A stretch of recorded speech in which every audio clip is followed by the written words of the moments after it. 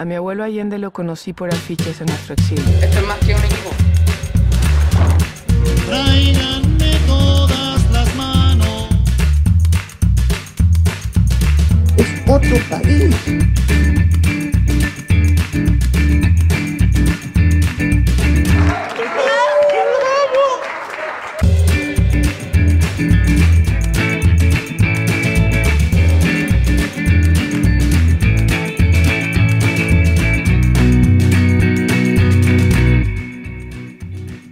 Bienvenidos, comienza aquí la segunda versión del Festival Temporal de Documentales. Es el Festival de Documentales que organiza Cooperativa.cl y Chile Doc. Y vamos a poder disfrutar de 8 documentales chilenos solo con ingresar a temporaldedocumentales.cooperativa.cl. No se requiere más. Quien inaugura este ciclo es Jorge Leiva, el director de Quilapayún, Más allá de la canción. Bienvenido, Jorge Leiva. Hola, Paula. No, muchísimas gracias por estar aquí para hablar de un documental que tú estrenas el 2015 y que presenta no solo la historia de un grupo que es importantísimo en términos simbólicos en un momento de la historia de Chile, sino además una historia que nos cuenta cómo cambia una generación y las distintas alegrías, tragedias, dolores, enfermedades, esperanzas que viven a lo largo de todas estas décadas. ¿Crees que de alguna manera eso cuenta Quilapayún?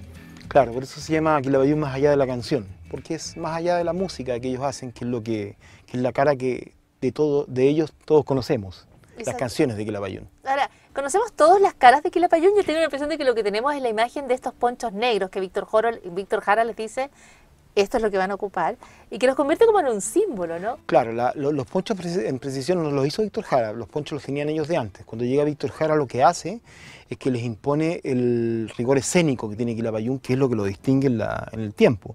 Esto de colocarse en el escenario, de pararse, de ponerse en determinado orden. Ellos se ponían los ponchos negros y se ponían a cantar nomás. En cambio él les dijo no.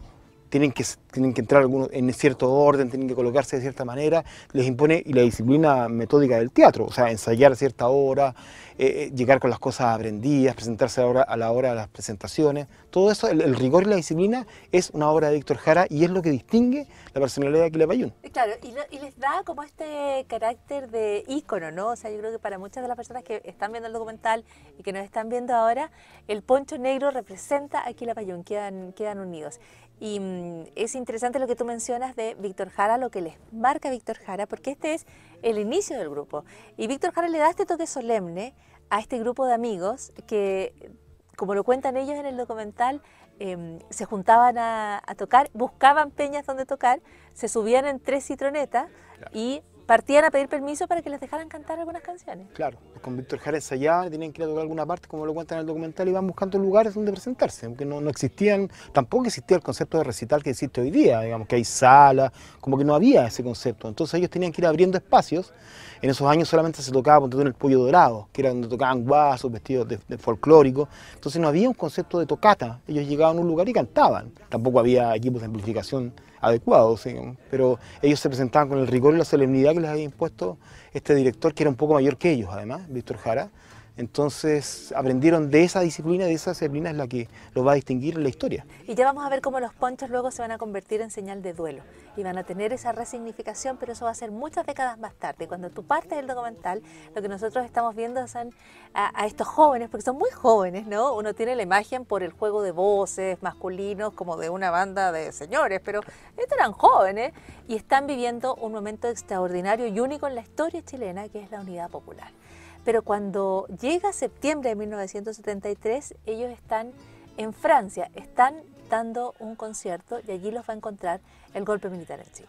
Claro. Y tú describes cómo ellos están en el Olimpia y te cuentan a ti cómo se van enterando de lo que está ocurriendo en un mundo mucho menos conectado, hablando por teléfonos detrás de bambalinas. Claro, se enteran cuando están dando una entrevista en un diario, en un diario que era un diario del Partido Comunista, ellos eran comunistas, y les cuentan por cable que había un golpe militar y ellos empiezan a escuchar estas palabras, siempre dicen el bando militar, la junta militar, que eran palabras que en el universo semántico de las personas no existían. ¿Qué son estas cosas? ¿Qué es esto que está pasando? Claro, luego van a ser súper comunes, digamos, pero en ese momento... Claro, y hoy día suenan como que, bueno, como no saben lo que es un bando militar, claro, pero en ese momento eran palabras que estaban debutando y ellos se van enterando y como que se les derrumba un poco el mundo.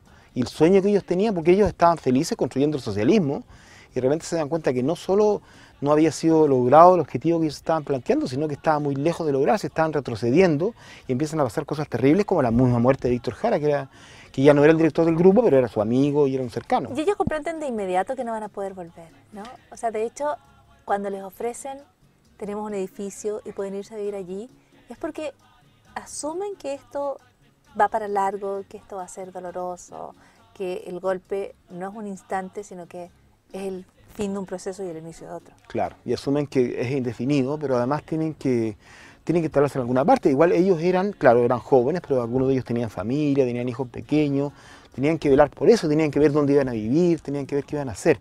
Ellos saben que no pueden regresar a Chile y saben que tienen que quedarse en alguna parte y les ofrece un alcalde comunista de la comuna de Colombes, que es algo así como una especie de puente alto de París, digamos, una ciudad satélite, les ofrece unas torres sociales donde viven todos y ahí se quedan viviendo ellos.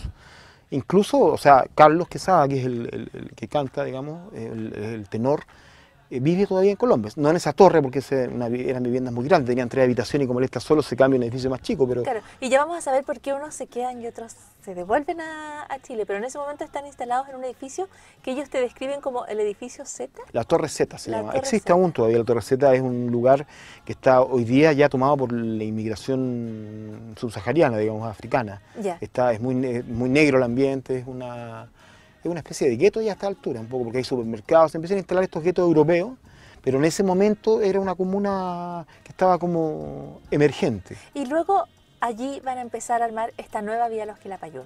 Y al principio es una vía que tiene la épica de la resistencia, de la solidaridad con Chile y otros países latinoamericanos, que tiene una canción de protesta y canción social que encuentra su momento perfecto y grandes públicos en Europa. Ellos representan más que a sí mismos a una idea, ¿no? Y además pero al mismo tiempo tienen que empezar a construir a la familia, tienen que empezar a ir a ensayar y dejar a los niños al cuidado de alguien, y empiezan a formar una familia entre todos, ¿no? Claro, no les queda otra, porque en realidad empiezan a compartir, a vivir todo el mismo edificio, empiezan a vivir juntos, cercanos, y no hay familia. O sea, ellos si tenían que almorzar un día domingo, tenían que almorzar entre ellos, porque no estaba la mamá, ni el papá, ni los tíos, digamos. Claro. Entonces se empieza a generar una especie de familia, una comunidad ahí, que va haciendo que los hijos se vayan haciendo como amistad entre ellos, se vayan haciendo como primos, y hasta hoy día 3 de los hijos de Quilapayún son parte del grupo. Son parte del grupo. Ahora, ¿te dio la impresión a ti de que esta era una convivencia que habría sido distinta si ellos hubieran permanecido en Chile, si no hubieran ocurrido los sucesos del golpe? O sea, se ven obligados a formar toda una vida en torno a una banda, a un grupo musical.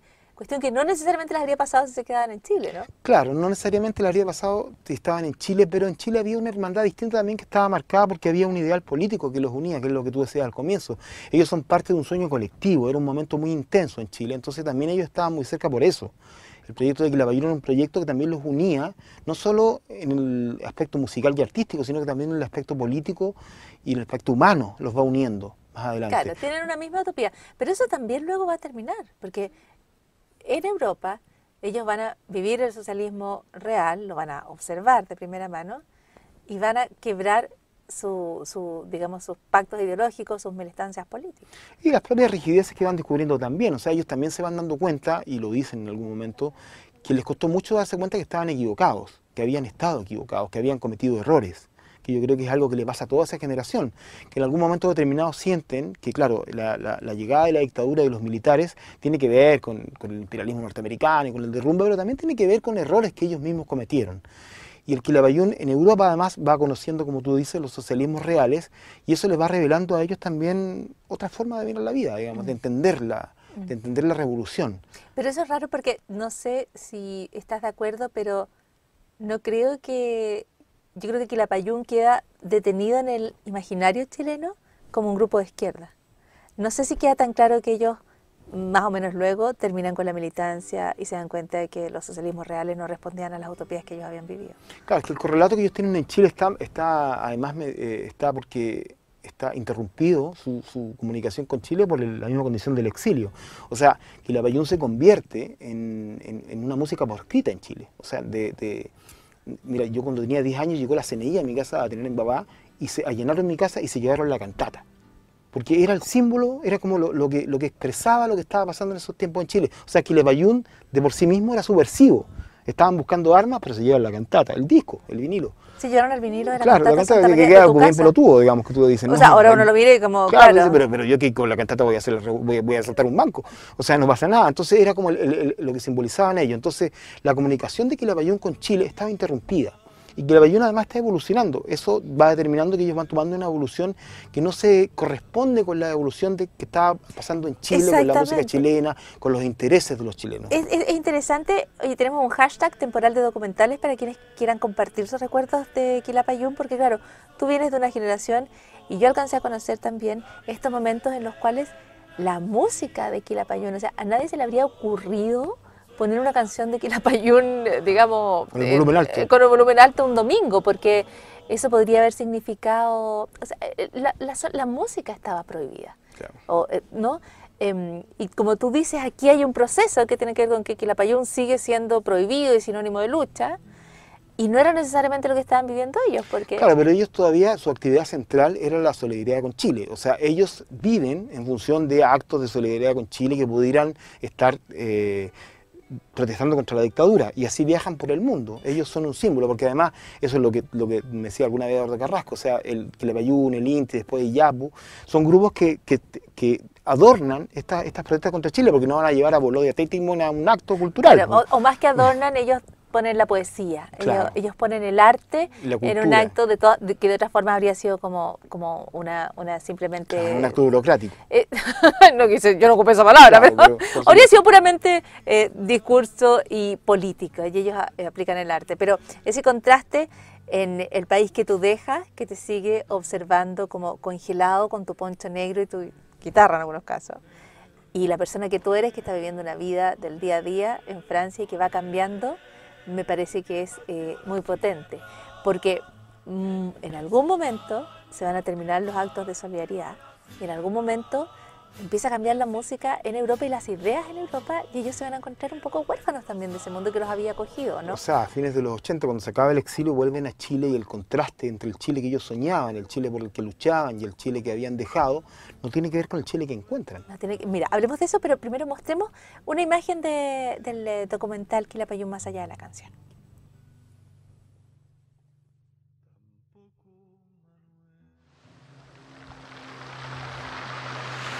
A realizar de a poco. ¿Qué va a pasar con mi vida? ¿Qué voy a hacer? ¿Qué vamos a hacer? ¿Qué vamos a hacer? No, ¿va a cambiar? No vamos a poder volver. ¿Qué vamos a poder volver? No, ¿va a durar? ¿Esto va a durar? No, dicen que no, que a lo mejor, que no.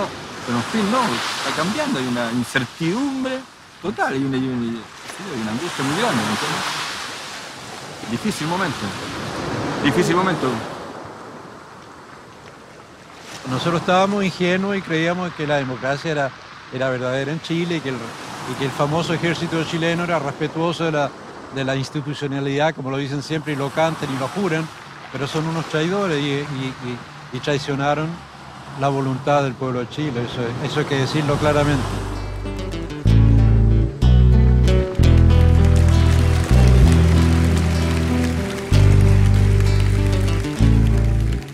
La muerte de Héctor Jara fue el golpe. O sea, el golpe en la cabeza y en el corazón. El horror se había instalado en Chile, digo. Nosotros, por una casualidad, por una decisión del presidente Allende, nos habíamos salvado. Nos sentimos como sobrevivientes. Levántate y mira la montaña. Ahí están en Córcega, Jorge. Quiero decir una cosa. Jorge optó por no poner los nombres de cada uno de los Quilapayún cada vez que hablaban, porque son bastantes, son 11 integrantes, ¿no? Entonces, recuérdanos quiénes están allí hablando y quiénes están contando de este golpe que representa el 11 de escena está septiembre. Carlos Quesada, Hernán Gómez y Hugo Lagos, que son tres músicos que estaban en esa... Ellos en el año 73 tuvieron que viajar a Francia porque Allende iba a participar en la cumbre de no alineados en Argelia, y él les pidió personalmente que fueran con él. a la cumbre, y además ellos agendaron unas fechas en París.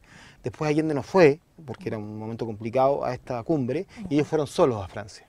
Entonces cuando estaban en Francia es cuando los sorprende el golpe de Estado. Y están estos tres músicos. Hugo, que es el que habla ahí, que dice que es un momento de incertidumbre, tenía 22 años. Entonces naturalmente era un momento que en realidad ellos no esperaban que ocurriera. O sea, ellos no esperaban que se acabara el gobierno de esa manera. Sabían que había rumores de sedición, que pasaban cosas, pero que iba a venir lo que venía, no estaban preparados. Pero sobreviven, nos pilla en Francia y va transcurriendo la historia un poco de lo que hablábamos respecto a cómo van encontrando su camino y a qué se dedican. Va a llegar el momento del regreso y no todos van a volver, porque sus experiencias en Chile son muy distintas. Hay una parte en el documental donde tú contrastas de qué manera cada uno observa el regreso, cómo para unos era evidente volver. O sea, Eduardo Carrasco, para él da la impresión del documental que es natural volver, pero hay otros que no pueden, que no quieren volver. Claro, porque además muchos de ellos, este mismo Hugo, digamos, que tiene 22 años, conoció a una francesa, se casó y tuvo hijos, digamos. Entonces, y hizo su vida. Muchos de ellos tienen hijos franceses, tienen una realidad ya. Y además, el 90, con el fin de la dictadura y también con la caída de los socialismos reales y con el cambio mundial que se genera, también se acaba el periodo de auge de Quilapayún y todos se ven enfrentados a la necesidad de trabajar en otras cosas, que es lo que hacen hasta hoy.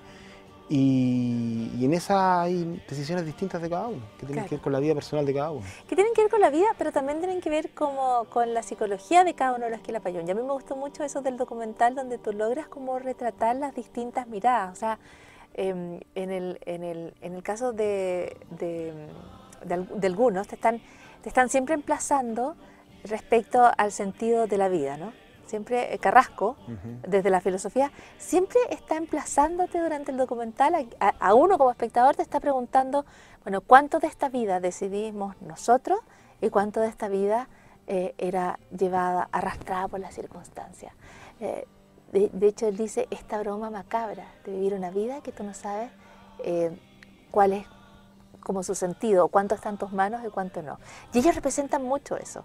Está esa mirada de Carrasco, pero también está la mirada de quienes sobreviven a la enfermedad, por ejemplo, que es Venegas, ¿no? Claro, Ricardo. Que Ricardo da la impresión, como tú lo muestras en el documental, que él llega a Chile y se reinstala y trata de entender incluso este sistema que era ajeno para ellos. Ellos llegan al Chile las AFP, llegan al Chile las ISAPRE y tratan de adaptarse. De alguna manera me gustó porque tú además muestras que los Quilapayún no son un bloque de personas que pensaban todo igual, sino que eran personas con miradas súper distintas sobre las cosas. Pero que están unidas por un mismo espíritu, que es el espíritu de Quilapayún. Pero que están unidos por un espíritu, y eso es muy importante. Y Quilapayún los une, y los une también en la evolución del grupo. El grupo, claro, tú lo decías, era comunista hasta los 80, renuncian después, abrazan un nuevo ideario que ellos llaman la Revolución de las Estrellas, que tiene que ver con el cambio de paradigma, de no poner la revolución, no poner el arte al servicio de la revolución, sino que la revolución al servicio del arte.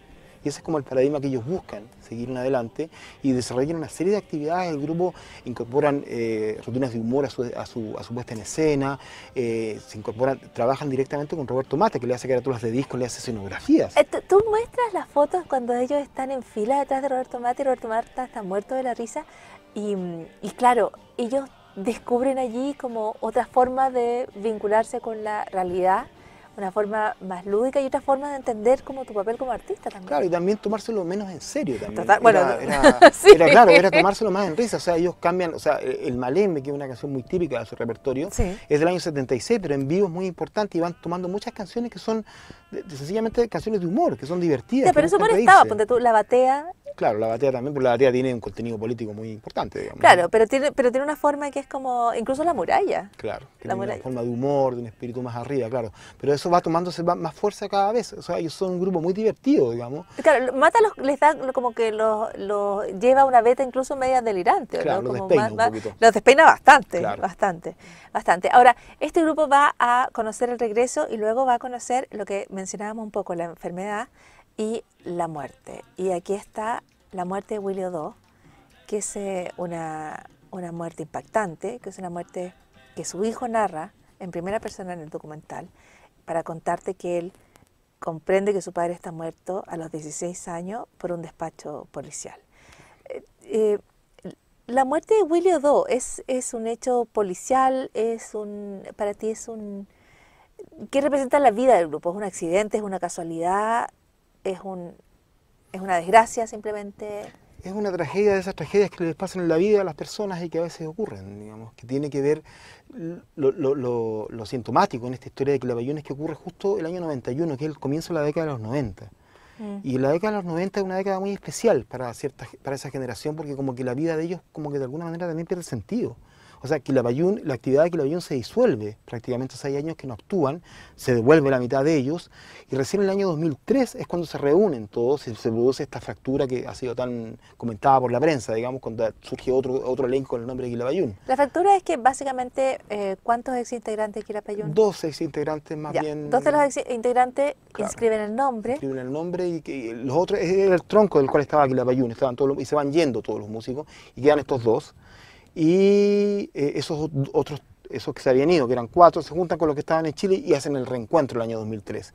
Y ese es Quilapayún, y ese es el Quilapayún del documental. Y el otro Quilapayún, el que dirige Rodolfo Parada, nosotros no contamos esa historia, no contamos la crisis de los nombres, porque no es tan relevante en términos artísticos y en términos de la biografía de ellos. Si tú le preguntas a ellos, en realidad, o le preguntas al entorno de Quilapayún, la crisis no existe tanto. Aquí se le dio mucha importancia mediática, ¿Sí? Los medios de comunicación no se comprendió muy bien, o sea, se habla del Quilapayún francés y el Quilapayún chileno, lo cual no es preciso, porque el Quilapayún que está aquí en esta película tiene 5 integrantes en Francia y 6 en Chile. El Quilapayún francés no tiene el nombre en Francia desde el año 2005, o sea, el Quilapayún francés no puede actuar en Francia desde entonces, y el 2015 hubo un fallo de la Corte Suprema que le dio la razón a este. O Ya, sea, de todas maneras, esa separación con los 2 integrantes es dolorosa. Es dolorosa, es terrible, y es parte de estas cosas que les pasa en los 90, que tienen que ver la muerte de Willy, la disolución de la falta de actividad artística que ellos tienen, la falta de sentido también de su oficio, porque cuando se empieza a acabar la actividad de Quilapayún también ellos se preguntan, bueno, esto no tiene sentido, no sigamos con Quilapayún. Y yo creo que esa crisis de sentido en los 90, que de alguna manera tiene esta expresión trágica y dolorosa en la muerte de Willy II, yo creo que habla mucho de la forma en que vamos a reentender quizás los 90.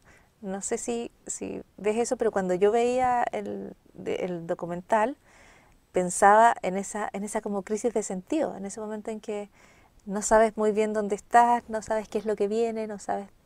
Claro, y el año 2003, cuando ellos se reencuentran, también tienen esta constante de Quilapayún, de que como pasó con el golpe militar, como pasó con el retorno y como pasó con esta crisis, se vuelve a levantar. Porque como que un poco con eso tiene que ver la vida, digamos, con los golpes de la vida que te van dando y te vas levantando una y otra vez, una y otra vez. Quilapayún tiene como esa gracia, esa es como la historia de Quilapayún. La historia de Quilapayún es una historia como la de su generación o la de muchas personas, de todos nosotros que a veces nos han dado golpes en la vida. Digamos, yo tuve un tumor cerebral cuando estaba haciendo el documental, y estás obligado a levantarte, estás obligado a seguir adelante. Eso hace Quilapayún, como que sigue adelante. ¿Y eso fue para ti importante como realizador y como persona? Tú estabas enfrentando un tumor que llega en un momento inesperado a tu vida. Como todos los tumores. Como todos los tumores, ¿no? Pero digamos, es justo cuando estás contando esta historia de dolores y de regresos, de tragedias y de esperanza. Claro, uno se pregunta cuando te sale un tumor cerebral, o sea, ¿qué sentido tiene de seguir viviendo? O sea, ¿qué te va a pasar? ¿Me voy a morir? La posibilidad, o sea, la gente que se muere es como la gente cercana, el vecino, los abuelitos, pero uno no se muere, uno es inmortal, digamos, hasta que te toca. Y claro, es lo mismo que le pasaba a Quilapayún, de repente como que, no, pues este grupo no pasa nada, nosotros estamos construyendo socialismo, somos los campeones y nosotros estamos aquí, y no, vino un golpe militar y nos derrumba. Vamos a regresar a Chile y la vamos a romper, y no la vais a romper, sino que no vais a encontrar trabajo. ¿Cachai? Nuestro mejor amigo se va a morir, lo van a tener en la calle. Entonces como que, pero bueno, sigamos adelante. Pero sigamos, y ya vamos a ver a dónde va esa historia. Veamos el momento en el que regresan. Vale.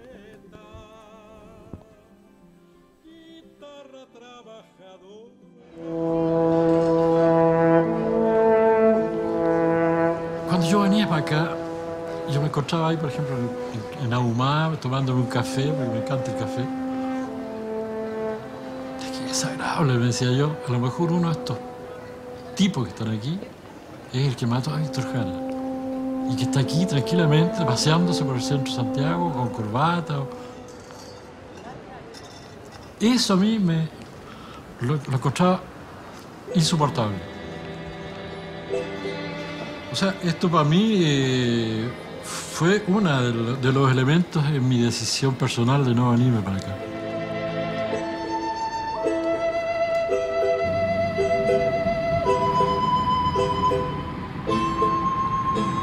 Chile al que yo volví no era el Chile que yo dejé. Era una sociedad donde se habían instalado cosas que eran muy antipáticas. Machismo, autoritarismo, agresividad del gerente que le pide a la secretaria que le traiga un café. La dictadura militar no solo fue un gobierno, sino que fue un sistema de vida que se instaló en Chile. Era un país que es un poco desconocido. Si bien habían cosas como la cordillera o el barrio donde tú habías vivido que no habían cambiado mucho, encontré que la gente era distinta, ¿no? Tratábamos de volver a Chile. Esa era la intención. Tuvimos muchos intentos de hacerlo.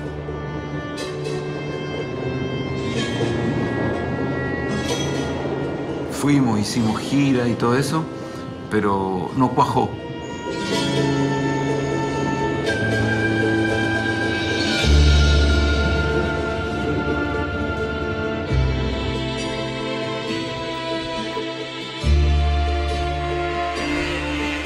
El documental que está disponible hasta el 13 de mayo, hasta el domingo, se puede ver absolutamente gratis, es muy fácil en temporaldedocumentales.cooperativa.cl, es un ciclo que se realiza entre cooperativa.cl y Chiledoc. Estamos con Jorge Leiva, que es el director de Quilapayún Más Allá de la Canción. El hashtag es Temporal de Documentales para ser parte de la conversación, para entregarnos sus reflexiones, para saber cómo ustedes observan el documental, cuáles son las preguntas que surgen a raíz de una historia como esa. Jorge, tú ahí estás describiendo en el documental uno de estos golpes, ¿no? Esto no cuajó, no vuelven a Chile y dicen podemos reconocer algunas cosas, y es gracioso que diga cosas por la cordillera, pero eso es lo que reconocen. Y claro, imagínate la transformación de Chile desde los 70 a ya fines de los 80, llegan al 88, a los 90, es gigantesca. Ellos vuelven a un país que ni ellos reconocen, ni los reconoce mucho probablemente, ¿no? Y la gente también dicen ellos que cambió, o sea que Chile cambió. Y es verdad, y eso que era el 88, que todavía la cosa estaba media prendida. Imagínate los 90 todavía. Me aprendí en términos... Claro, en términos de que había actividad, que la gente había una actividad colectiva. Claro, son momentos de mayor movilización de los que van a existir mucho después. Exactamente. Y está el testimonio de Carlos Quesada, dice, yo no vuelvo. No vuelve. Claro, Carlos es de los que decide no volver, pero Carlos es todavía el más... Su decisión es la más radical, porque Carlos estaba casado con una chilena y tenía hijos que eran franceses, pero ella era una esposa chilena, y ellos deciden no volver como familia. Lo deciden porque no están de acuerdo con Chile, porque tampoco saben muy bien qué van a hacer acá. Entonces deciden no volver. Como que para ellos es más importante. Por lo tanto, en ese momento supongo que ellos tampoco saben qué es lo que va a pasar con el grupo, y ya vamos a ver que en el fondo se van a reorganizar con algunos en Francia y otros en Chile, porque una vez más se van a adaptar o se van a sobreponer a esta situación. Pero en este momento es un momento en el documental donde parece todo muy carente de sentido, ¿no? Parece un regreso sin gloria, claro. el de los Quilapayún. Tengo que preguntarte por el Quilapayún que aparece en el aviso comercial de una tienda de materiales de construcción. Ya no está ahí, Rubén Escudero. Que es Rubén Escudero, ¿no? Claro, pero es ingeniero él. Claro, pero yo recuerdo que también estaba esa idea de que decían, es un Quilapayún. Y claro, parecía una contradicción entre la música de protesta, que permaneció para siempre, y el rostro de una gran tienda de construcción, que es de una empresa, gran empresa. Rubén era el gerente de logística de esa tienda, que era el encargado de los materiales, era eso, y lo escogieron a él como rostro dentro de la empresa para promocionar, porque tenía aspecto de maestro constructor. Y porque tiene gran rostro, tiene entonces, un gran rostro. Lo escogieron a él y él lo aceptó, pero él era un trabajo extra a su condición de funcionario de la empresa. Entonces, nuevamente, estos como símbolos del Quilapayún van avanzando en la vida simplemente, digamos, en el trabajo. Claro, pero es que no tiene nada de malo. Digamos, no, para nada. De hecho, al revés, yo creo que es súper interesante, y yo creo que por eso el documental, una vez más, como tú dices, va más allá de la canción. Porque cuando pensamos en Quilapayún, pensamos, yo creo que no solo en canciones, en coros determinados, pensamos en frases determinadas. Y esto demuestra que hay una cuestión que va mucho, que tiene que ver con el desarrollo de las circunstancias. Lo que te va pasando es lo que se pregunta Carrasco. ¿Es lo que uno decide o es lo que el tiempo, la forma en que te va arrastrando? Y él tiene este ejemplo de la moneda y el papelito, ¿no? Que es uno de los símbolos, yo creo, un poco de la pregunta que se hacen estos músicos. Claro, es lo que desencadena el documental, digamos. Sí, como que como que la historia te lleva. Exactamente. Y ahí los lleva un poquito la historia. Dice, si pones un papelito, yo no lo he probado, no sé si alguien lo quiere probar, pero dice, si pones un papelito sobre una moneda, cuando caigan van a caer en la misma velocidad. Van a quedar juntos y a la misma velocidad. Claro. Es una pequeña imagen del tamaño de una moneda, pero súper poderosa respecto a cómo ellos ven su vida. Lo que nos hace pasar al cierre del documental, porque en estas idas y venidas, en estos golpes y en este levantarse, de repente hay uno encuentran el sentido, da la impresión, de lo que va a ser una nueva etapa de Quilapayún. Claro, el sentido pareciera ser seguir con su arte, de eso se trataba al final. O sea, de la poesía, de la música, de las canciones. Eso es lo que al final ellos los definen como artistas. Ellos son artistas fundamentalmente. Si las ideas sirven para cambiar el mundo, perfecto, porque ellos también quieren cambiarlo, ellos no están de acuerdo. El grupo, claro, no serán comunistas, pero son todos personas súper de izquierda, digamos, y muy críticas con la sociedad chilena y con la sociedad mundial, muy insertos, muy informados también con los que viven en Francia, de la situación de Francia. Son personas que votan, son personas activas. O sea, que se conservaron una mirada crítica, que conservaron una conciencia cívica, que conversaron, y muy severa. Claro, probablemente, pero ¿se entienden a sí mismos o se comprenden a sí mismos como más que un grupo político? Claro, como artistas fundamentalmente, como artistas que están ahí para cantar y para alegrar a la gente y para hacer canciones y para mostrar arte y para cambiar el mundo así. Ellos dicen que también una canción, claro, una canción no cambia el mundo en términos de que no la va a cambiar, no va a modificar su comportamiento, pero sí va a cambiar el paisaje. Así como si yo plantara flores en el jardín, cambio el paisaje, con la canción también cambio el paisaje sonoro de la vida. Y de eso se trata más o menos el oficio de ellos, sin entender que por eso no se alcanza el objetivo, porque el objetivo de ellos, si uno lo pensaba originalmente, era el pueblo unido jamás será vencido, que la tortilla se vuelva, las primeras canciones de los 70. Y uno dirá, bueno, pero no se logró eso. Tal vez no se logró exactamente eso, pero sí se consiguió cambiar algunas conciencias, cambiar algunas ideas y mejorar el mundo y mantener la idea de que todavía hay que seguirlo cambiando. ¿Y crees que plantean también que el pueblo unido jamás será vencido es además de una consigna, es además de un llamado que a lo mejor movilizó a algunas personas y cambió en alguna medida y cambia día a día las cosas que pensamos? Pero no es también simplemente una canción, porque me da la impresión de que eso es lo que es. Al final todo esto era arte. Era una canción, pero ellos creen lo que cantan. Eso yo lo pregunté del pueblo unido. O sea, ellos creen de verdad que si el pueblo se une, no será vencido. Claro, eso perfectamente, lo creen. Claro. Y eso es entender, pero al mismo tiempo saben que es una hermosa canción. Es una hermosa canción que le da sentido cantarla. O sea, que al final, por eso el documental termina así. Porque al final se trata de esto, de levantar el puño y cantar el pueblo unido. La grabación del documental la hicimos cuando cumplió 50 años el Quilapayún, en Frente a la Moneda. Celebraron ellos con un acto donde llegaron todos los Quilapayún menos uno que tuvo un problema familiar, no pudo venir, pero llegaron los 10 de los 11. ¿Y llegaron en un camión? Claro, llegaron en un camión de los 70, que hicieron ahí un Lapato Cayún, hicieron una puesta en escena. Y cantaron el pueblo unido y las 8.000, 10.000 personas que habían ahí lo cantaron con ellos.